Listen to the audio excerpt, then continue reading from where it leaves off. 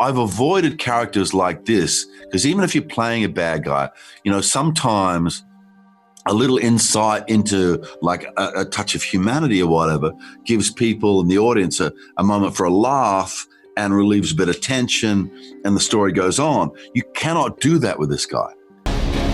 Ma'am, are you okay? I'm pretty sure the guy in that truck's following me. He's road raging. Why don't you just chill, man? Go your own way.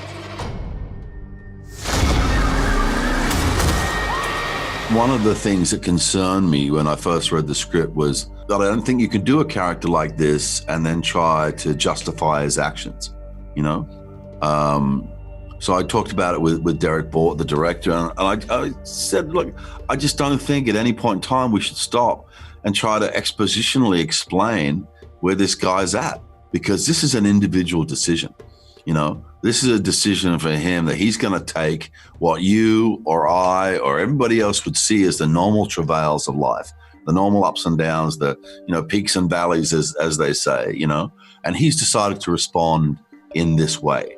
All the bad guys that I've played in the past, there's always some little hook in there, like even Javert in Les Mis, my principal drive in that was I'm playing a man who commits suicide, whose career, he fails upwards all the time. He's, being given more responsibility and more than, but his own disappointment in his lack of understanding of another human being brings about his, suicide. That's difficult, man. Especially when everybody's singing. It's like how do you sort of, keep that guy real? And then you have someone like a Roger Ailes. Television is the most powerful force in the world. The principal description of him is that he's a monster. But in fact, if you look at Roger's long and storied career, he's lots of other things too, man. He was a mentor. He was an inspiration to some people. He created a business model that pumped out $2 billion in cash profit a year. So he was lots of things. Yes, he's also the guy that abused his power. So there's a big sort of like responsibility in front of you to build in all those things. This is where your first lesson begins. Give me my phone. Put him back on this goddamn phone! No, I can't do that.